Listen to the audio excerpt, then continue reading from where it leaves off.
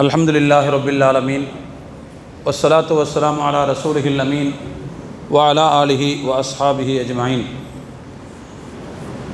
अम्मा बाद फ़क़द क़ाल अल्लाहु तबारक व तआला फ़ी कलामिहिल क़दीम अऊज़ु बिल्लाहि मिनश शैतानिर रजीम बिस्मिल्लाहिर रहमानिर रहीम उदऊ रब्बकुम तदर्रुअन व खुफ़ियह इन्नहु ला युहिब्बुल मुअ्तदीन सदक़ल्लाहुल अज़ीम।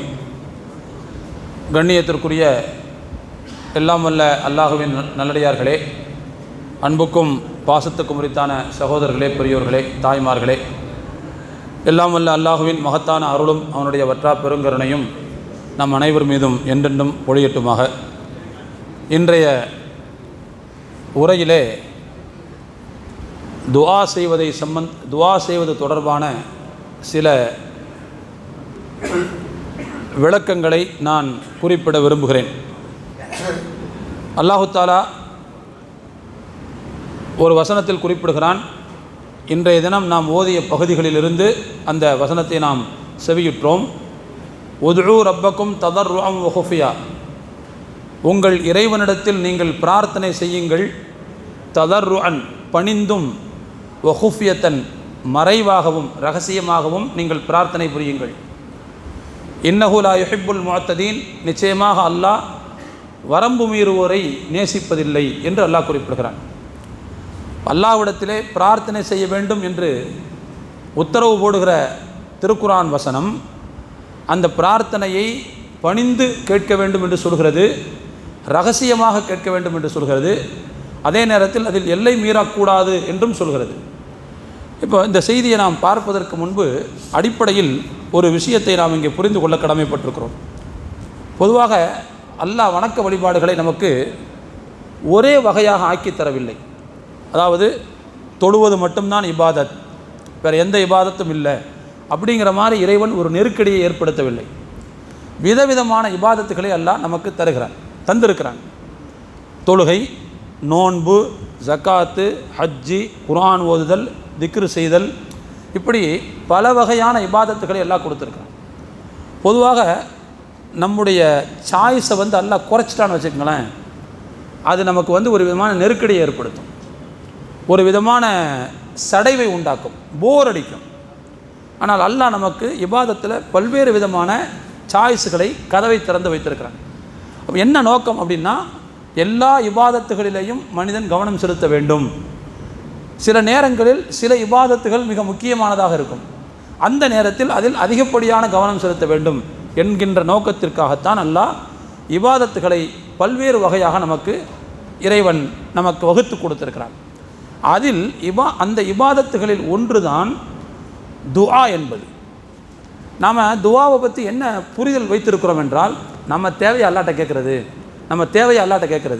நமக்கு என்ன வேணுமோ அதை அல்லாஹ்வுடைய சன்னிதானத்தில் கோரிக்கையாக வைக்கிறது அப்படிங்கிற ஒரு தட்டையான புரிதல் தான் நமக்கு இருக்குது. ஆனால் அந்த கோரிக்கை வைப்பதே ஒரு இபாதத் அப்படிங்கிறத நாம் மறந்துடுறோம். அதுவே ஒரு இபாதத். தொழுதால் எப்படி நன்மை கிடைக்குமோ, நோன்பு வைத்தால் எப்படி நன்மை கிடைக்குமோ, அதுபோல் துஆ செய்தால் நாம் கேட்டது நிறைவேறும் என்பது ஒன்று, கேட்டதுக்கே அல்லாஹ் கூலி தர்றான். ஏன்னா அதுவே ஒரு இபாதத். இந்த புரிதல் நமக்கு மிக முக்கியமானது. நபி ஸல்லல்லாஹு அலைஹி வஸல்லம் சொன்னாங்க, அத்துஆஉ ஹுவல் இபாதா, துஆ செய்வதே அது ஒரு இபாதத் என்று சொன்னார்கள். ஏன் இபாதத்? அது இபாதத்னா பொதுவாக என்ன? இபாதத்துங்கிற சொல்லுக்கு என்ன அர்த்தம்? நம்ம அர்த்தமே புரியாமல் தான் அதை பயன்படுத்துகிறோம். இபாதத்னா என்ன அர்த்தம் அப்படின்னா, அடிபணிதல்னு அர்த்தம். அடிபணிதல், அல்லாஹ்வுக்கு முன்னால் சரணடைதல், அப்படிதான் இபாதத்துக்கு பொருள். அப்போ அல்லாஹ்ட்ட தன்னுடைய கோரிக்கையை ஒரு மனிதன் முன்வைத்தால் அல்லாஹ்வுக்கு முன்னால் தன்னுடைய இயலாமையை ஏற்றுக்கொள்கிறான், தன்னுடைய வறுமையை ஏற்றுக்கொள்கிறான், தன்னுடைய திறமையின்மையை ஏற்றுக்கொள்கிறான், தனக்கு போதிய என்ன சொல்லுது அறிவாற்றல் இல்லை என்பதை ஏற்றுக்கொள்கிறான். இதெல்லாம் அல்லாஹ்வுக்கு முன்னால் நம்மை நாம் சரணடைய வைப்பதாக இருக்கிறது. அதனால தான் நம்ம வேறு யார்ட்டையும் கையேந்த மாட்டோம். வேறு யார்ட்டாவே எனக்கு ஏதாவது தாங்கன்னு கேட்டுருவோமா? ஏன் கேட்க மாட்டோம் அப்படின்னா, கேட்டுட்டா அவனுக்கு முன்னால் நாம் சரண்டர் ஆகிறோம்னு அர்த்தம். ஒரு சக மனிதனுக்கு முன்னால் மனிதன் சரண்டர் ஆகிறது, சக மனிதனுக்கு முன்னால் ஒரு மனிதன் தன்னை அடிமையாக ஆக்குதல் என்பது அது அசிங்கமானது. அதனால தான் நாம் யார்ட்டையும் கையேந்த கூடாதுன்னு துவா செய்கிறோம். யார்கிட்ட யாசகம் கேட்டக்கூடாதுன்னு துவா செய்கிறோம். அப்போது அல்லாஹ்வுக்கு முன்னால் நாம் கேட்குறோம் அப்படின்னா என்ன அர்த்தம்னா, நாம் அவனை அடிபணிகிறோம், அவனுக்கு அடிமையாக இருக்கிறோம். அவனுக்கு முன்னால் நம்முடைய அதாவது அறிவற்ற தன்மையை, செயலிழந்த தன்மையை, நம்முடைய அறிவால் ஒன்றும் முடியாது அப்படிங்கிற இயலாமையை ஏற்றுக்கொள்வதாக அமைகிறது. இப்படி ஏற்றுக்கொள்வதற்கு பெயர் தான் இபாதத். இதுக்கு பேர் தான் இபாதத். நாம் அல்லாஹ்வுக்கு முன்னால் நம்மை அடிபணிய வைப்பதற்கு பெயர் தான் இபாதத். ஏற்கனவே நான் உங்கள்கிட்ட சொல்லியிருக்கேன்னு நினைக்கிறேன். அநேகமாக சுலைமான் அலைஹிஸ்ஸலாமாக இருக்கணும் அல்லது தாவூத் அலைஹிஸ்ஸலாம் அவங்களாக இருக்கணும், ரெண்டு பேரில் யாரோ ஒருத்தவங்க அல்லாஹ்ட்ட அவங்க கேட்டாங்களாம், இறைவா, நீ எனக்கு கொடுத்த நியாமத்துக்கு நான் நன்றி செலுத்துகிறேன். நன்றி செலுத்துகிற அந்த எண்ணத்தை எனக்கு தர்றது யாருன்னா நீ தான் தர்ற. அப்போ அப்படின்னா அந்த எண்ணத்தை தர்றதுக்கு நான் இன்னொரு நன்றி செலுத்தணும். நான் என்னைக்கு நன்றி செலுத்தி முடிக்க அப்படின்னு அல்லாட்ட தாவூத் அலைஹிஸ்ஸலாம் அவங்க கேட்டாங்களாம். நான் சொல்கிறது புரிஞ்சுங்களா? அதாவது நீ எனக்கு ஒரு நியாமத்து செய்கிறாய். உதாரணமாக எனக்கு நான் கேட்ட உடனே கொடுத்துட்டேன். இப்போது நீ கொடுத்த அந்த உடல் ஆரோக்கியத்திற்காக, நீ கொடுத்த அந்த பொருளாதார வளத்துக்காக நான் உனக்கு நன்றி செலுத்துகிறேன். இந்த நன்றி செலுத்தணுங்கிற எண்ணத்தை யார் உண்டாக்குனது?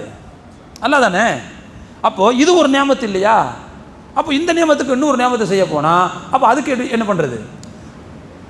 அப்போ நான் என்னைக்கு தான் நன்றி செலுத்தி முடிப்பேன் அப்படின்னு தாவூத் அலைஹிஸ்ஸலாம் அவர்கள் அல்லாஹ்ட்ட கேட்டதுக்கு அல்லாஹ் சொன்னானா, இப்பொழுது நீர் நன்றி செலுத்தி விட்டீர் என்று சொன்னானா. என்ன அர்த்தம்னா, இயலாமையை புரிஞ்சுக்கிட்டீங்கல்ல, அப்போ நீங்கள் என்ன செஞ்சிட்டீங்க? உன்னோட இயலாமையை புரிந்து கொண்டால் நீங்கள் நன்றி செலுத்தி விட்டீர்கள் என்று பொருள். அப்போ எனவே துஆவில் நம்முடைய இயலாமையை இறைவனுக்கு முன்னால் தெரிவிக்கிறோம். என்னால் நான் எதை உன்கிட்ட கேட்குறேனோ அதை என்னால் உருவாக்கிக்க முடியாது, என்னால் அதை பெற்றுவிட முடியாது. நான் கடையை எடுத்து வைப்பேன், சாமானை விரித்து வைப்பேன், ஆனால் என் புத்திசாலித்தனம் அல்ல அதை விற்கிறது, உன்னுடைய அருள் இல்லாமல் அது நடக்கவே நடக்காது. அதே மாதிரி நான் ஒரு தொழில் செய்வேன், நான் ஒரு உற்பத்தி செய்கிறேன், அதை என்னுடைய அறிவினால் நான் உருவாக்கிறல, நீ தந்த அறிவினால் உருவாக்குனது தான்.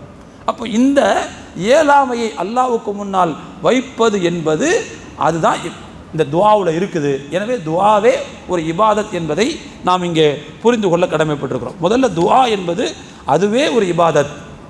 அல்லாஹ் நம்மள்கிட்ட சொல்கிறான், நீங்கள் என்கிட்ட கேளுங்க. கேட்கும்போது எப்படி கேளுங்கன்னா ரகசியமாக கேளுங்கிறான் அல்லாஹ். அதே மாதிரி பணிந்து கேளுங்கள் என்று சொல்கிறான். இன்னொரு இடத்துல அல்லாஹ் சொல்கிறான், என்னிடத்தில் நீங்கள் கேளுங்கள், என்னுடைய அடியார்கள் என்னை பற்றி கேட்டால் நான் அருகில் இருக்கிறேன், அவர்களுடைய துஆவுக்கு அவர்களுடைய பிரார்த்தனைக்கு நான் பதில் சொல்லி கொண்டிருக்கிறேன், அங்கீகரித்து கொண்டிருக்கிறேன் என்று நபியை நீங்கள் சொல்லுங்கள் என்று இன்னொரு வசனத்தில் அல்லாஹ் தஆலா குறிப்பிட்டு காட்டுகிறான். ஆக அருமையான தோழர்களே, துஆவினுடைய மகத்துவத்தை நபி ஸல்லல்லாஹு அலைஹி வஸல்லம் அவர்கள் நமக்கு ஹதீஸ்கள் மூலமாக புரிய வைக்கிறார்கள். ஒரு இடத்துல சொல்கிறாங்க, ரசூலுல்லாஹ் லைஸ ஷைஉன் அக்ரம அலல்லாஹி மினத் துஆஇ, அல்லாஹ்விடத்தில் துஆவை விட மகத்தான வேறு ஒன்று கிடையாது. துஆவை விட மகத்தான வேறு ஒன்று. ஏன் துஆ அல்லாஹ்ட்ட ரொம்ப மகத்தானது? இப்போ சொன்னேன்ல, துஆவில் அந்த அடிமைத்தனம், சரண்டராகிற மனநிலைமை, செயல் இழந்த தன்மையை ஏற்றுக்கொள்கிற அந்த மனோபாவம், இதெல்லாம் இருக்கிறதுனால அல்லாஹ்ட்ட துஆ அப்படின்னா அல்லாஹ்வுக்கு ரொம்ப பிடிக்கும். புரிஞ்சுங்களா? ஆனால் அன்றைக்கி துஆ செய்கிற விஷயத்தில் நம்ம எப்படி இருக்கணும் கொஞ்சம் யோசிச்சு பாருங்க. ஒரு கடமையான தொழுகைக்கு பிறகு கேட்கப்படக்கூடிய துஆ அங்கீகாரம் இருக்கிறதுன்னு ரசூலுல்லாஹ் சொல்லியிருக்காங்க. ஆனால் அந்த துஆவை கேட்க முடியலை நம்மளால். நம்முடைய உலக அவசரம் நம்மை பள்ளிவாசலிலிருந்து பறித்து கொண்டு ஓடி விடுகிறது, அது நம்மளை இழுத்து ஓடிடுது. நாம் அதற்கு பின்னால் என்ன செய்கிறோம்? உருண்டு ஓடி விடுகிறோம். துஆவுக்கு நம்ம நேரம் கொடுக்கறதில்லை. ஆனால் அல்லாஹ்விடத்தில் துஆவை விட மகத்தானது வேறு ஒன்றும் இல்லை என்று நபி ஸல்லல்லாஹு அலைஹி வஸல்லம் சொன்னார்கள். இந்த ஹதீஸ் திருமதியில் பதிவாக இருக்கிறது. அதே மாதிரி ரசூலுல்லாஹ் சொன்னாங்க, லா யருத்துல் கலா இல்ல துஆ, விதியை துஆ மாற்றுகிறதுன்னு சொல்லணும். விதியை துஆ மாற்றுகிறது. அல்லாஹ் படைப்பினங்களை படைப்பதற்கு 50,000 ஆண்டுகளுக்கு முன்னாலே ஏற்படுத்தினது விதி. அல்லாஹ் விதித்த மாதிரி தான் நடக்கும். அதை துஆ எப்படி மாற்றும் அப்படின்னா, இதுக்கு 2 விளக்கம் சொல்கிறேன், 3 விளக்கம் சொல்லியிருக்கிறாங்க. ஒன்று, முதலாவது விதியை மாற்றும் அப்படின்னா, அந்த விதிங்கிறதுக்கு என்ன அர்த்தம்னா, நமக்கு வரக்கூடிய துன்பத்தை தான் விதி என்று சொல்கிறார்கள். அப்போ இதுக்கு என்ன அர்த்தம் வச்சுக்கிறோம்னா, துன்பத்தை துஆ நீக்கும்னு அர்த்தம். விதி இப்போ நமக்கு ஒரு பெரிய பேரிடி விழுந்துருச்சுன்னு வச்சுக்கோங்க, வியாபாரத்தில் பெரிய நஷ்டம், எல்லாம் வச்சு காப்பாற்றணும், ஒரு நஷ்டம் வந்துருச்சு, அல்லது ஏதோ ஒரு இழப்பு வந்துருச்சுன்னு வச்சுக்கோங்க, நமக்கு என்ன சொல்லுவோம், எல்லாம் என் தலைவிதிங்க அப்படிம்போம். அந்த சோதனையே தலைவிதின்றுவோம். அப்போ சோதனையே தலைவிதின்னு சொல்கிறது இருக்கா இல்லையா? அப்போது சோதனை என்கின்ற இடத்தில் தலைவிதியை நாம் பயன்படுத்துகிறோம். அப்போ இந்த இடத்துல ரசூலுல்லாஹ் பயன்படுத்துகிறாங்க, தலைவிதிங்கிற வார்த்தையை சோதனைங்கிற இடத்துல பயன்படுத்துகிறாங்க. அப்போ ஒரு மனிதனுக்கு வரக்கூடிய சோதனையை அவருடைய துஆ தான் தடுத்து நிறுத்தும் அப்படின்னு சொன்னாங்க. தர்மம் தலை காக்கும்னு சொல்லுவாங்க. தர்மம் மட்டுமல்ல, துஆவும் தலை காக்கும். துஆவுக்கும் அந்த பவர் இருக்குது அப்படின்னு இந்த ஹதீஸ் நமக்கு சொல்லுது. இது ஒரு அர்த்தங்க. இன்னொரு அர்த்தம் என்னன்னு சொன்னால், அல்லாஹு தஆலா குர்ஆனில் ஒரு வசனத்தில் சொல்கிறான், லிக்குல்லி அஜலின் கிதாப், எல்லா தவணைகள், ஒவ்வொரு தவணைக்கும் ஒரு பதிவு ஏடு இருக்கிறது. யம்ஹுல்லாஹு மா யஷாஉ வ யுஸ்பித், அல்லாஹ் தான் நாடியதை அழிப்பான், தான் நாடியதை அப்படியே இருக்க வைப்பான். வஇந்தஹு உம்முல் கிதாப், அவனிடத்தில் தான் மூலப்பதிவேடு, தாய்ப்பதிவேடு இருக்கிறது. தாய்ப்பத்திரங்கிற மாதிரி தாய்ப்பதிவேடு அவனிடத்தில் தான் இருக்கிறது அப்படின்னு ஒரு ஆயத்தில் சொல்கிறான். இந்த ஆயத்தில் நீங்கள் பார்த்தீங்கன்னா ரெண்டு செய்தி. ஒன்று லிக்குல்லி அஜலின் கிதாப், ஒவ்வொரு தவணைக்கும் ஒரு பதிவு ஏடு உள்ளது. அப்போது உலகத்தில் இருக்கிற எல்லாவற்றின் பதிவுகளை அல்லாஹ் ஒன்றில் பதிவு செய்கிறான். அதற்கு பெயர் கிதாபு. ஆனால் அவனிடத்தில் ஒரு மூல பதிவேடு ஒன்று இருக்குது. அதில் இந்த பதிவேட்டில் என்ன இருக்கிறதோ அதுவும் இருக்கும், இதில் இல்லாததும் இருக்கும். இப்போ வானவர்கள்ட்ட வந்து அல்லாஹ் எதை கையில் கொடுப்பான் அப்படின்னு சொன்னால், அந்த முதல் பதிவேடு இருக்குது பாருங்கள், அதைத்தான் கொடுப்பான். மூல பதிவேட்டை கொடுக்க மாட்டான், முதல் பதிவேட்டை கொடுப்பான். இப்போ முதல் பதிவேட்டில் உதாரணத்துக்கு வச்சுக்கோமே, என்னையே வச்சுக்கோ, வேறு யாரையும் உதாரணம் சொன்னால் தப்பாக போயிடும். என்னையே வச்சுக்கோமே, எனக்கு ஒரு 50 வயசில் மௌத்துன்னு எழுதி வச்சுருக்கு. இது 50 வயசில் மௌத்து அப்படிங்கிறது தான் அந்த முதல் பதிவேட்டில் இருக்கும். அந்த மூல பதிவேட்டிலலாம் எழுதி வச்சுருப்பான். என்ன எழுதி வச்சுருப்பான் அப்படின்னா, அந்த 50 வயசில் இப்படி ஒரு நல்ல செயலை செஞ்சுட்டா அது 70ன்னு அதில் எழுதி வச்சுருப்பான். அது இந்த முதல் பதிவேட்டில் இருக்காது. வானவர் என்ன செய்வார் என்று சொன்னால், முதல் பதிவேட்டின்படி 50 வயசில் உயிரை வாங்கிறதுக்கு வருவார். ஆனால் அல்லாஹ்வுடைய திட்டப்படி அவர் அந்த அமல் செஞ்சிருவார். அவர் நான் செஞ்சிருவேன்னு வச்சுக்கங்க. அப்போ என்ன செஞ்சிடும்னா, வானவர் இந்த கரெக்ஷனை ஏற்றிக்குவார். இவர் 50ன்னு சொன்னீங்க, ஆனால் 50ல் போகலை அப்படின்னு அந்த கரெக்ஷனோட என்ன செஞ்சிடும், அங்கே வந்துடுவார். அப்போ அல்லாஹ் சொல்லுவான், ஏற்கனவே அங்கே பதிவு பண்ணியிருக்கேன் அப்படின்னு சொல்லிடுவோம். இப்போது எதில் தான் கரெக்ஷன் வரும்? இந்த மூலப்பதிவேட்டில் கரெக்ஷன் கிடையாது. அந்த முதலாவது பதிவு இருக்குது பாருங்கள், அதில் தான் கரெக்ஷன். அல்லாஹ் சொல்கிறான் பார்த்தீங்களா, லிக்குல்லி அஜலின் கிதாப், ஒவ்வொரு தவணைக்கும் ஒரு பதிவேடு இருக்கிறது. அந்த முதல் பதிவேட்டில் தான் யம்ஹுல்லாஹு, அல்லாஹ் தான் நாடியதை அழிப்பான், கரெக்ஷன் பண்ணுவான். ஓ யுஸ்பித், தான் நாடியதை அப்படியே இருக்க வைப்பான். ஆனால் ஒய்ந்தஹு இல்முல் கிதாப், ஒய்ந்தஹு உம்முல் கிதாப், அவனிடத்தில் மூலப்பதிவேடு அவன்கிட்ட இருக்கும். அதில் வந்து அந்த 50ல் போகிறதும் இருக்கும், இது செஞ்சுட்டா எக்ஸ்ட்ரா 20 அப்படிங்கிறதும் சேர்த்து அதில் இருக்கும். புரிஞ்சுங்களா? அதை யாரும் மாற்ற முடியாது, இதை மாற்ற முடியும் அப்படின்னு என்ன செய்கிறாங்க. இன்னைக்கு இந்த ஹதீஸுக்கு இன்னொரு விளக்கம் சொல்கிறாங்க. துஆ என்பது விதியை மாற்றும் என்றால் என்ன அர்த்தம்னா, முதல் பதிவேட்டில் உள்ள அந்த விதியை மாற்றும்னு அர்த்தம். மொத்தத்தில் விதியை மாற்றக்கூடிய அந்த தன்மை துஆவுக்கு இருக்கிறது அப்படிங்கிறது தான் இந்த செய்தி நமக்கு சுட்டி காட்டுகிறது. சரி, அப்போ அந்த அளவுக்கு துஆவுக்கு அல்லாஹ்விடத்தில் மரியாதை இருக்கிறது அப்படிங்கிறத இந்த ஹதீஸ் நமக்கு சுட்டி காட்டுகிறது. ரமையான தோழர்களே, நாம் கவனிக்க வேண்டும்.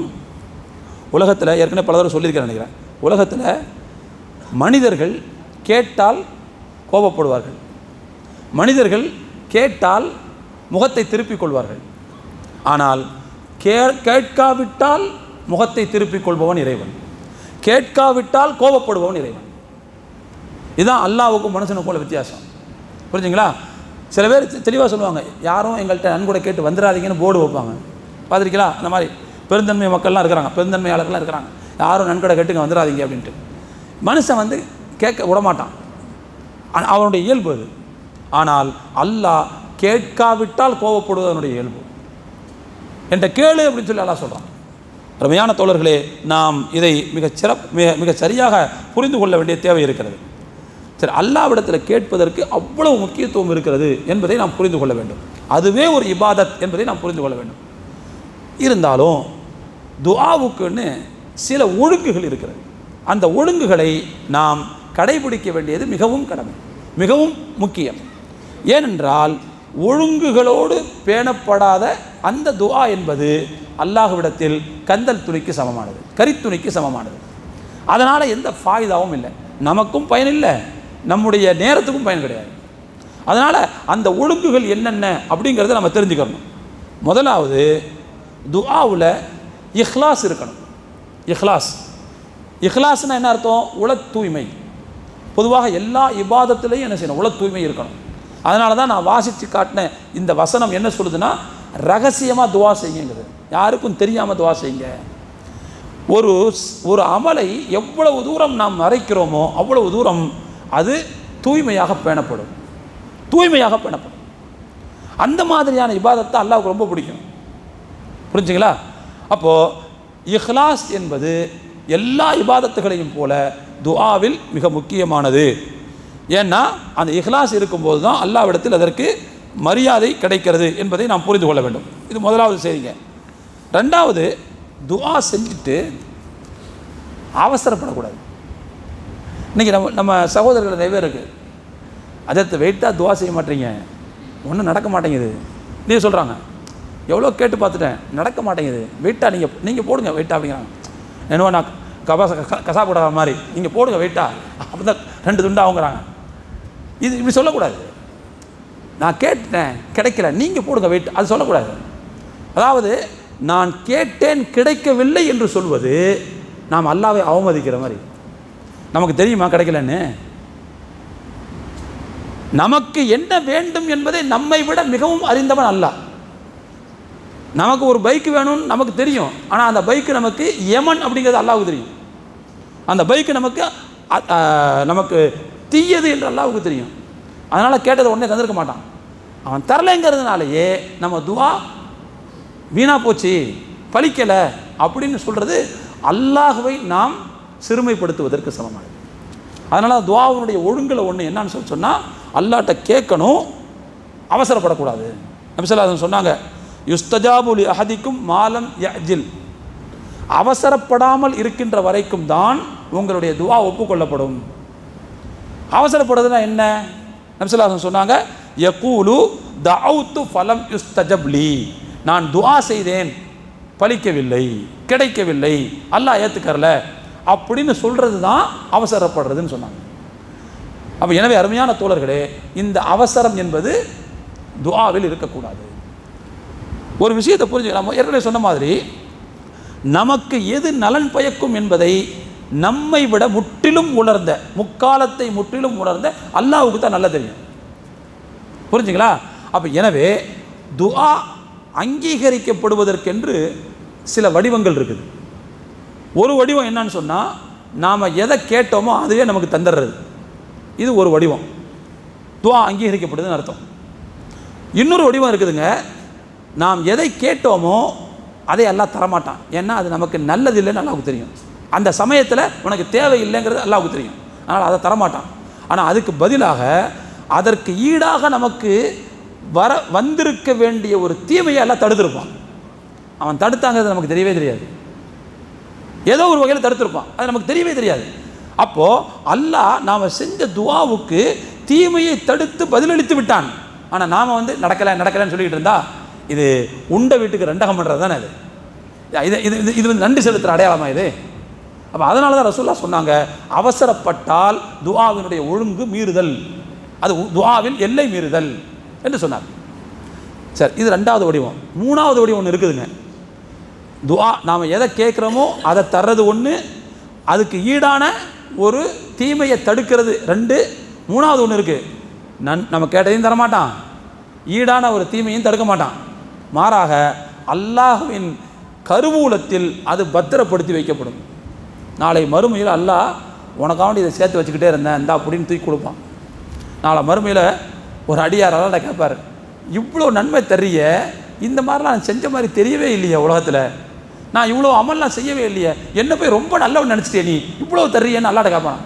இப்போ அல்லாஹ் சொல்லுவானா, இல்லை இல்லை, நீ உலகத்தில் துவா செஞ்ச, இஹ்லாஸோடு செஞ்ச, அதையெல்லாம் உனக்காக நான் பத்திரப்படுத்தி வைத்து இப்பொழுது தருகிறேன்னு சொல்லுவான். அப்போ அந்த அடியான் அவனுடைய நப்பாசை அப்படின்னா, உலகத்தில் நான் கேட்டது எதுவுமே நடந்திருக்காமல் இருந்தால் நல்லா இருக்குமே நினைப்பான். உலகத்தில் நான் கேட்ட எதுவுமே நடக்காமல் இருந்திருந்தால் ரொம்ப நல்லா இருந்திருக்குமே அப்படின்னு நினைப்பான். இதுதான் மனுஷனுடைய புத்தி. அருமையான தோழர்களே, ஆக இப்படி துஆ ஒப்புக்கொள்ளப்படுவதற்கென்று பல வடிவங்கள் இருக்கின்றன. எனவே நாம் அதில் அவசரப்படுவது என்பது மிகப்பெரிய தவறு என்பதை நாம் புரிந்து கொள்ள கடமைப்பட்டிருக்கோம். நபி ஸல்லல்லாஹு அலைஹி வஸல்லம் சொன்னாங்க, ஒரு முஸ்லிம் கையேந்தி அல்லாஹ்விடத்தில் இஹ்லாஸோடு ஒழுங்குகளை பேணி துஆ செய்து விட்டால் அதற்கு அல்லாஹ் பதிலளிக்காமல் இருக்கவே மாட்டான். ஒன்று அவர் கேட்டதை கொடுப்பான், அல்லது அவருக்கு வரவேண்டிய ஒரு தீமையை தடுத்து நிறுத்துவான், அல்லது தன் கருவூலத்தில் அதை சேமித்து வைத்து அதை வாரி வாரி மறுமையில் கொடுப்பான். இந்த மூணில் ஒன்று நடக்காமல் இருக்காதுன்னு சொன்னாங்க. சொன்னாங்க சஹாபாக்கள் சொன்னாங்க, அப்படின்னா நாங்கள் நிறைய துவா செய்வோமே அப்படின்னாங்க. செய்யுங்க, அல்லாவும் நிறைய உங்களுக்கு செய்வான் அப்படின்னாங்க. அப்போ எனவே இதுவும் ஒரு வடிவம் என்பதை புரிந்து கொள்ள வேண்டும். மூணாவது, துவாவுடைய ஒழுங்குகளை ஒன்று, தீமைக்கு துவா செய்யக்கூடாது. யா அல்லாஹ், நான் தாய்லாந்தில் போய் ஒரு படம் பார்க்கணும்னு நினச்சிருக்கிறேன், எனக்கு டிக்கெட்டு விசாலாம் கரெக்டாக கிடச்சிடணும், இப்படி செய்யக்கூடாது.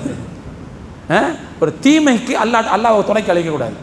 அதே மாதிரி உறவை முறிப்பது குறித்து துவா செய்யக்கூடாது. நான் அல்லாட்ட கேட்டேன், அவன் சங்காத்தமே வேணாம், அந்த குடும்பத்தோடு நமக்கு ஒட்டு உறவே வேணாம், அல்லாட்ட நான் வச்சுட்டேன், அல்லாஹ் இந்த துவாவை ஏற்றுக்க மாட்டான். இதெல்லாம் காலில் போட்டு மிதிச்சிருவான். பாவத்தை துவா செய்யக்கூடாது, உறவு முறிவது குறித்து துவா செய்யக்கூடாது. இதையெல்லாம் அல்லாஹு தஆலா ஏற்றுக்கொள்வதில்லை, ஏறெடுத்தும் பார்ப்பதில்லை என்பதையும் கவனிக்க வேண்டும். லா யஸாலு யுஸ்தஜாபு லில் அப்தி மாலம் யதுஉ பிஇஸ்மின் அவ் கத்தியத்தி ரஹ்மின். ஒரு அடியார் பாவத்தை அல்லாஹ்விடத்தில் பிரார்த்திக்காமல், அதே போல் உறவு முறிவை குறித்து பிரார்த்திக்காமல் இருக்கின்ற வரைதான் அவருடைய துஆ அங்கீகரிக்கப்படும் அப்படின்னு சொன்னாங்க. அடுத்து நாலாவது என்னன்னு சொன்னால், துஆ செய்யும்போது உள்ளம் ஒருமுகப்பட்டு கேட்க வேண்டும். உள்ளம் எங்கேயோ இருந்துக்கிட்டு அல்லாட்ட கேட்கக்கூடாது. அதாவது நம்ம அல்லாட்ட கேட்குறோன்னாலே என்ன அர்த்தம்னா, அவனை முன்னால் வச்சுக்கிட்டு கேட்குறோன்னு அர்த்தம். முன்னால் வச்சுக்கிட்டு கேட்கும்போது நம்ம உள்ளம் வேறு ஒரு பக்கம் இருந்துன்னு வச்சுக்கங்களேன், நல்லா இருக்குமா அது? ஆனால் இன்றைக்கி நிறைய பேர் அப்படி தான், துவா செஞ்சுக்கிட்டே இருக்கும்போது அந்த வடை எடுத்து வை அப்படிங்கிறது, அந்த கஞ்சியை தூக்கி வைங்கிறது, துவா செய்வது நடக்குது. இது அதாவது வாயால் சொல்கிறது இல்லை, இப்படி சொல்லி நடக்குதா இல்லைங்களா? நிறைய நடக்குது, நான் பார்க்குறேன் அதை. அப்போது மனசு வேறு எங்கேயோ இருக்கும்போது அல்லாட்ட கேட்டால் நம்ம அப்போ யார்கிட்ட கேட்குறோம், நம்ம யார்கிட்ட பேசுகிறோம்? அப்போ நம்ம யார்கிட்ட பேசுகிறோம்? மனுஷன்ட்ட பேசிகிட்டு இருக்கோம். கஞ்சி தூக்கி வை, வடையை தூக்கி வை, மனுஷன்ட்ட பேசிகிட்டு இருக்கும்போது வாய் மட்டும் அதை தந்துரு இதை தந்துருன்னு கேட்டால் அல்லாஹ் ஏமாளியா, இழிச்ச வாயினா தரத்துக்கு? அப்போ மனம் ஒன்றுபட வேண்டும். நாம் நம்முடைய வார்த்தை எதை சொல்கிறதோ அதை நோக்கி நம்முடைய இதயம் என்ன செய்ய குவிய வேண்டும். அப்படி இருந்தால் தான் அந்த துவா அல்லாஹ்விடத்தில் அங்கீகரிக்கப்படுங்கிறத கவனத்தில் எடுத்துக்கொள்ள வேண்டும். ரசூலுல்லாஹ் சொன்னாங்க, உதுல்லாஹ வ அன்தும் மூக்கினூன பில் இஜாபா. அல்லாஹ்ட்ட துவா செய்ய, உங்களுக்கு அங்கீகாரம் கிடைக்குங்கிற நோக்கத்திலேயே செய்ய, அந்த உறுதிப்பாட்டோடு செய்ய. வஅலமு அன்னல்லாஹ யஸ்தஜீபு துஆ லா யஸ்தஜீபு துஆ மின் கல்பின் காஃபிலின் லாஹின். எந்த இதயம் அலட்சியமாக பொடுபோக்காக இருக்கிறதோ அந்த இதயத்திலிருந்து வரக்கூடிய துவாவை அல்லாஹ் அங்கீகரிக்க மாட்டான். அதனால் உறுதிப்பாட்டோடு நீங்கள் அல்லாஹ்விடத்தில் கேளுங்கள். ஏனோ தானோன்னு கேட்கக்கூடாது, வந்தால் வரட்டும் வராட்டி போட்டோம் அப்படிங்கிற அந்த நோக்கத்திலலாம் அல்லாஹ்ட்ட கேட்கக்கூடாது. துஆ செய்த வண்ணம் அந்த மாதிரி கைகளை காட்டி கண்ணை காட்டி அந்த பக்கம் பேசிக்கிட்டு இந்த மாதிரியான துஆ என்பது ஒருமுகப்படாத உள்ளத்திலிருந்து வரக்கூடிய துஆ, அல்லாஹ்ட்ட இதுக்கு அங்கீகாரம் இல்லை. நாலாவது. அஞ்சாவது என்னன்னு சொன்னால், நன்மைகளை செய்தும் தீமைகளை தவிர்த்து கொண்டும் இறையச்சத்தை உள்ளத்தில் நிரப்பிக்கொண்டு அல்லாஹ்ட்ட, அதாவது பாவத்தை குறைச்சிடணும், பாவத்தை மைனஸ் பண்ணிடணும், நன்மைகளை அதிகப்படுத்தி ஆட் பண்ணிக்கிறணும். இந்த ரெண்டையும் செஞ்சுட்டு அல்லாஹ்ட்ட இறையச்ச உணர்வோடு கேட்கும்போது அந்த துஆவுக்கு அல்லாஹ்விடத்தில் நிச்சயமாக மதிப்பு மரியாதை இருக்கிறது. நபிகள் நாயகம் ஸல்லல்லாஹு அலைஹி வஸல்லம் சொன்னார்கள், அல்லாஹ் சொல்கிறான், மனிதன் தன்னை மாற்றிக்கொள்ளாத வரை அல்லாஹ் தன்னை மாற்றிக்கொள்ள மாட்டான். அல்லாஹ்வுடைய மனுஷன் கேட்டால் கொடுத்துக்கிட்டே இருப்பான். எப்போ அல்லாஹ் இந்த தன்மையை மாற்றுவான் அப்படின்னா, மனுஷன் தன்னை மாற்றிக்கிட்டா அல்லாஹ் மாற்றிடுவான். மனிதன் நல்லவனாக இருப்பது தான் இயல்பு. தீயவனாக மாறிவிட்டால் கொடுக்கின்ற அல்லாஹ்வின் தன்மை தடுக்கின்ற தன்மையாக மாறி போய்விடும். அப்போ எனவே மனிதன் தன்னை மாற்றிக்கொள்ளாத வரை அல்லாஹ் தன்னுடைய இயல்பை மாற்றிக்கொள்வதில்லை. ஒரு பெரிய அறிஞர் சொன்னார், லா தஸ்தப்தி உல் இஜாபத்த ஒகது சதத்த தரீக்கஹாலில் மஆசி, பாவத்தை செஞ்சுக்கிட்டு அல்லாட்ட துவா செய்கிறங்க. துவா செய்யும்போது அல்லாட்ட அங்கீகாரம் மேலேருந்து வரணும். அங்கீகாரம் மேலேருந்து தானே வரும். ஆனால் அது வர்ற வழியை நாம் பாவம் செஞ்சு அடைச்சி விட்டுட்டு அது வரும்னு எப்படி எதிர்பார்க்க முடியும்? பாவம் செய்தால் அங்கீகாரம் வரக்கூடிய வழியை நாமே அடைக்கிறோம் என்று பொருள். அப்போ நாமே என்ன செஞ்சிடறோம்? மேலேருந்து வரக்கூடிய சிமெண்ட் போட்டு பூசி விட்டுட்டு, பாவத்தை செஞ்சு பூசி விட்டுட்டு மேலேருந்து அங்கீகாரம் வரும்னு எப்படி வரும்? அப்போ எனவே பாவங்களை மைனஸ் பண்ணிவிட்டு நன்மைகளை அதிகப்படுத்தி கொண்டு அந்த உணர்வோடு நிரம்பி அல்லாஹ்ட்ட கேட்கும்போது தான் அல்லாஹ்விடத்தில் அந்த துஆவுக்கு மரியாதை இருக்கிறது என்பதை புரிந்து கொள்ள வேண்டும். அடுத்த 6வது விஷயம் என்ன அப்படின்னு சொன்னால், தோழர்களே, நம்முடைய துஆ அங்கீகரிக்கப்படுவதை தடுக்கக்கூடிய மிக மோசமான விஷயம் ஹராமான பொருட்களை அனுபவிப்பது. சாப்பிட்றது மட்டும் இல்லை, அனுபவிக்கிறதும் சேர்த்தான். நாம் ஒன்றை ஹராமாக அனுபவித்து கொண்டு துஆ ஏற்கப்பட வேண்டும் என்று நினைத்தால், குழந்தை பேர் இல்லாதவன் எனக்கு குழந்தை வேணும்னு கேட்குற கதை தான். புரிஞ்சுங்களா? அந்த மாதிரி தான் அது. ஏன்னா அதுக்கு அல்லாட்ட அங்கீகாரமே இல்லை. அருமையான தோழர்களே, நபி ஸல்லல்லாஹு அலைஹி வஸல்லம் சொன்னாங்க, ஒரு காலம் வரும், அப்பொழுது மனிதன் எப்படி சம்பாதிக்கிறது அப்படிங்கிறதெல்லாம் பொருட்படுத்த மாட்டான். ஹலால்லேருந்து வந்தாலும் சரி, ஹராம்லேருந்து வந்தாலும் சரி, மொத்தத்தில் நிறைச்சா போதுமானது, கல்லாப்பட்டி நிறைச்சா போதுமானது, பீரோவை பூட்டினா போதுமானது அப்படின்னு ஒரு காலம் வரும். அப்படி மனிதர்கள் நினைப்பார்கள்னு சொன்னாங்க. அந்த காலம் இந்த காலமாக இருக்கக்கூடாதுன்னு நம்ம துவா செய்யணும். ஏன்னா நம்ம வாழ்கிற காலம். ஒரு விஷயத்தை புரிஞ்சுக்கங்க, நல்லதை சாப்பிட்டா தான் நல்லது செய்யணுங்கிற எண்ணம் உருவாகும். இந்த உடல் இருக்குது பார்த்தீங்களா, வெறும் தோல், சதை, எலும்பு, ரத்தம் இது மட்டும் கிடையாதுங்க. இது மட்டும் கிடையாது. அல்லாஹு தாலா இதை வேறு சிலவற்றின் மூலமாகவும் வளர்க்கிறாங்க. இந்த ஆன்மீக கண் கொண்டு பார்க்கணும், அதை மறுமை கண் கொண்டு பார்க்க வேண்டும். எனவே ஒரு ஹராமான ஒன்றை கொண்டு உடலை வளர்த்து விட்டால் அந்த உடலிலிருந்து வரக்கூடிய வார்த்தைகளுக்கு என்ன மரியாதை இருக்கும்? என்ன மதிப்பு இருக்கும்? என்ன மதிப்பு இருக்கும்? நிச்சயமாக யோசிச்சு பாருங்கள். நாமளே நம்மளை பார்த்து ஒரு குடிகாரன் நமக்கு ஒரு அட்வைஸ் பண்ணுறோன்னு வைங்களேன், அந்த குடிகாரனுடைய அட்வைஸை நம்ம ஏற்றுக்குவோமா? நீயே குடிச்சிட்டு வந்து நீங்கள் என்னன்னு சொல்கிற அப்படிமா? அப்போது நம்மை நாம் ஹராமின் மூலமாக, ஹராமான செயல்கள் மூலமாக, ஹராமான உணவின் மூலமாக, ஹராமான பொருட்களை பயன்படுத்துவதன் மூலமாக நம்மை நாம் தூய்மைக்கேடாக ஆக்கிவிட்டு அந்த தூய்மைக்கேடான உடலில் இருந்து வரக்கூடிய துஆவை அல்லாஹ் அங்கீகரிக்க வேண்டும் என்று எதிர்பார்ப்பது எப்படி புத்திசாலித்தனமான இருக்க முடியும்? எப்படி முடியும்? நபி ஸல்லல்லாஹு அலைஹி வஸல்லம் சொன்னாங்க, ரசூல்மார்களுக்கு அல்லாஹ் என்ன சொன்னானோ அதை மூமின்களே உங்களுக்கும் அல்லாஹ் சொல்கிறான். ரசூல்மார்களுக்கு அல்லாஹ் என்ன சொன்னா? யா ஐயுஹர் ருசுல் குலூ மினத் தய்யிபாத்தி வஅமலு சாலிஹா, தூய்மையான ஹலாலை நீங்கள் சாப்பிடுங்கள், வஅமலு சாலிஹா, நல்லமல்கள் செய்யுங்கள். சாப்பிட்றதையும் நல்லமல் செய்கிறதையும் அல்லாஹ் என்ன செய்கிறான்? ஹலாலை சாப்பிட்றதையும் நல்லமல் செய்கிறதையும் சேர்த்து அல்லாஹ் சொல்கிறான். இன்னொரு ஆயத்தில் கூட அல்லாஹ் சொல்லுவான், யா ஐயுஹல்லதீன ஆமனு குலூ மின் தய்யிபாத்தி மா ரஸக்னாக்கும் வஷ்குரு லில்லாஹ், நாம் உங்களுக்கு வழங்கிய ஹலாலான பொருட்களை சாப்பிட்டு விட்டு எனக்கு நீங்கள் நன்றி செலுத்துங்கள். அப்போ ஹலாலான பொருளை சாப்பிட்றதும் அல்லாஹ்வுக்கு நன்றி செலுத்துறதும், ஹலாலான பொருளை சாப்பிட்றதும் நல்லமல் செய்கிறதும் ரெண்டையும் எல்லாம் சேர்த்து சொல்கிறான். அப்போ ரெண்டுக்கும் தொடர்பு இருக்குன்னு அர்த்தம். எனவே உணவு நம்முடைய பொருட்புழக்கம் என்பது ஹராமிலிருந்து இருக்குமேயானால் அப்போ நல்லமல்களுக்கு அதோட டச்சே வராது, அல்லாஹ்வுக்கு நன்றி செலுத்துறதுக்கான அந்த எண்ணமே வராது. அப்படி வந்தாலும் அதுக்கு புரோஜனமே இல்லை. முதல்ல அல்லாஹ்ட்ட என்ன செய்யணும்? மன்னிப்பு கேட்கணும் அப்படிங்கிறத பார்க்கணும். ஒரு விஷயத்தை புரிஞ்சுக்கங்க, துஆ அங்கீகரிக்கப்படக்கூடிய சந்தர்ப்பங்களில் அல்லது துஆ அங்கீகரிக்கப்படக்கூடிய நபர்களில் ஒருத்தர் பயணி, ஒரு முசாஃபிர்னு வரும். முசாஃபிர்னா நம்ம அர்த்தத்தில் முசாஃபிர் கிடையாது. நம்ம அர்த்தத்தில் ஏழைக்கு தான் முசாஃபிர்னு சொல்லுவோம். ஹதீஸில் என்ன வருதுன்னா பயணத்தில் இருப்பவர்னு அர்த்தம்.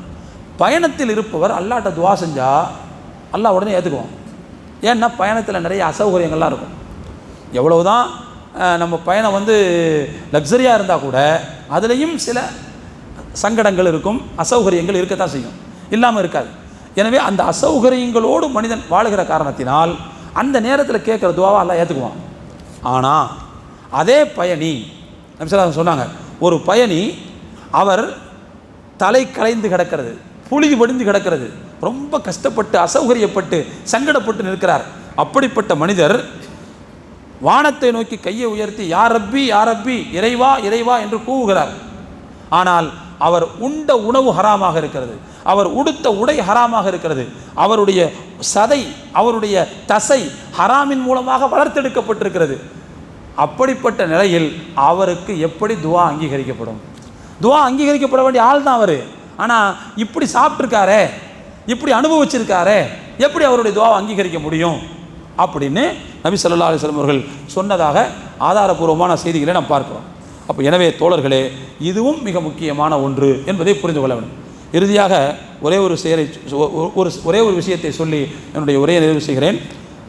துஆ அங்கீகரிக்கப்படக்கூடிய தருணங்கள் என்று சிலது இருக்கிறது. அதில் ஒன்று, சஜிதாவில் கேட்கப்படக்கூடிய துஆ அல்லாஹ்விடத்தில் அங்கீகாரம் இருக்கிறது.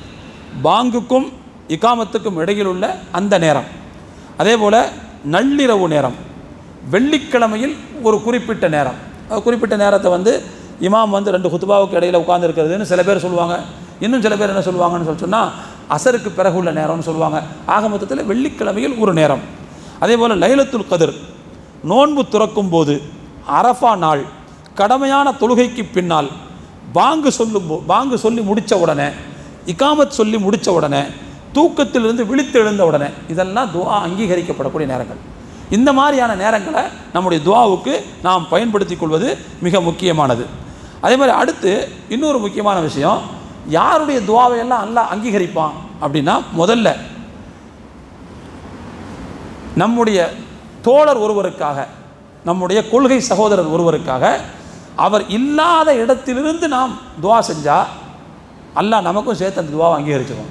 இப்போ உதாரணமாக நம்முடைய நண்பர் ஒருத்தர், அவருக்கு யா அல்லாஹ் அவருக்கு நீ ஹைர் பரக்கத்துகளை அதிகமாக கொடு அப்படின்னு அவருக்கு தெரியாமல் நம்ம துஆ செய்கிறோம். அவர் இல்லாத இடத்துல நம்ம துஆ செய்கிறோம். இப்போ அல்லாஹ் என்ன செய்வான்னா, ஒரு மலக்கை அனுப்பி ஆமீன் சொல்ல வச்சு உனக்கும் அதில் உண்டு பங்கு அப்படின்னு சொல்ல வைப்பானோ. அப்போ எனவே துஆ அங்கீகரிக்கப்படக்கூடிய ஒரு சந்தர்ப்பம் என்னன்னா, அடுத்தவங்களுக்கு நம்ம கேட்கும்போது அல்லாஹ் நம்ம துஆவை ஏற்றுக்குவான், அதில் நமக்கு ஒரு பங்கை தந்துடுவான். அதனால் நம்ம என்ன செஞ்சிடணும்னா, அடுத்தவங்களுக்கு கொடு, அடுத்தவங்களுக்கு நிறைய கேட்டால் போதும், நமக்கு நிறைய கிடச்சிடும். புரிஞ்சுங்களா? நமக்கு கேட்குறதை விட அடுத்தவங்களுக்கு கொடு, அடுத்தவங்களுக்கு கேட்டாலே நமக்கு நிறைய கிடச்சிடும். இது ஒரு சந்தர்ப்பம். ரெண்டாவது, பெற்றோருடைய துஆ. பெற்றோருடைய துஆவுக்கு அல்லாஹ்ட்ட அங்கீகாரம் இருக்குது. பெற்றோருடைய துஆ 2 வகை இருக்குதுங்க. ஒன்று, பிள்ளைகளுக்கு சார்பாக செய்யக்கூடிய துஆ, அதுக்கும் அல்லாஹ்ட்ட அங்கீகாரம் இருக்குது. பிள்ளைகளுக்கு எதிராக செய்யக்கூடிய துஆ, அதுவும் அல்லாஹ்ட்ட அங்கீகாரம் இருக்குது. புள்ள மேலே வெறுப்பு பெற்றோர்கள் அல்லாஹ்ட்ட கையேந்திட்டாங்கன்னா போதும், அதை விட நாசமாக போகிறதுக்கு வேறு எதுவுமே தேவையில்லை. அதே மாதிரி நல்ல கவனிக்கணும், பெற்றோர்களுடைய துஆ, சார்பான துஆவை வாங்குவதற்கு நாம் முயற்சிக்க வேண்டும். அதே மாதிரி பயணி செய்யக்கூடிய துஆ, நோன்பாளி செய்யக்கூடிய துஆ, அநீதி இழைக்கப்பட்டவருடைய துஆ. அநீதி இழைக்கப்பட்டவருடைய துஆவுக்கு அல்லாஹ்ட்ட மிகப்பெரிய தடையே இல்லைங்கிறாங்க. அந்த அநீதி இழைக்கப்பட்டவர் முஸ்லீமாக இருக்கணும்னு அவசியம் கிடையாது.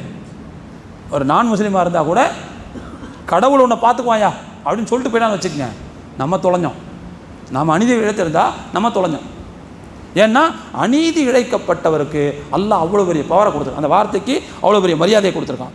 அதே மாதிரி நீதியான ஆட்சியாளர், அதே போல் நல்ல பிள்ளைகள் பெற்றோருக்காக செய்யக்கூடிய துஆ, அதே மாதிரி தூக்கத்திலிருந்து எழுந்தவுடன் கேட்கக்கூடிய துஆ, இந்த மாதிரி பல துஆக்களை அல்லாஹு தஆலா அங்கீகாரம் செய்கிறான் என்பதையும் சேர்த்து நாம் புரிந்து கொள்ள வேண்டும்.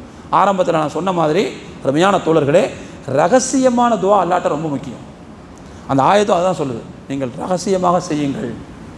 அப்போ எவ்வளோ தூரம் நம்ம மறைச்சி அல்லாஹ்ட்ட துஆ செய்கிறோமோ அவ்வளோ தூரம் அல்லாஹ்ட்ட அதற்கு அங்கீகாரம் இருக்கிறது என்பதை நாம் புரிந்து கொள்ள வேண்டும். இப்படிப்பட்ட ஒழுங்குகளை நம்முடைய துஆவில் நாம் கடைபிடித்து விட்டால் நிச்சயமாக நாம் செய்யக்கூடிய துஆக்களுக்கு அல்லாஹ் நிச்சயமாக அங்கீகாரம் வழங்குவான். அந்த அங்கீகாரம் நான் ஏற்கனவே சொன்ன மாதிரி 3 வடிவங்களில் ஏதாவது ஒரு வடிவத்தில் இருக்கலாம் என்பதையும் சேர்த்து நாம் புரிந்து கொள்ள வேண்டும்.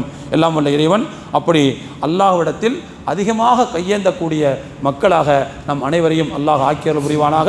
அந்த துஆவினுடைய பலனை இம்மையோடு சேர்த்து மறுமையிலையும் நிறைய பெறக்கூடிய வாய்ப்பை வல்ல ரஹ்மான் நமக்கும் நம்மை சார்ந்த அனைவருக்கும் தந்தருள் புரிவானாக. வாஹிரு தஅவானா அனில் ஹம்துலில்லாஹி ரப்பில் ஆலமீன்.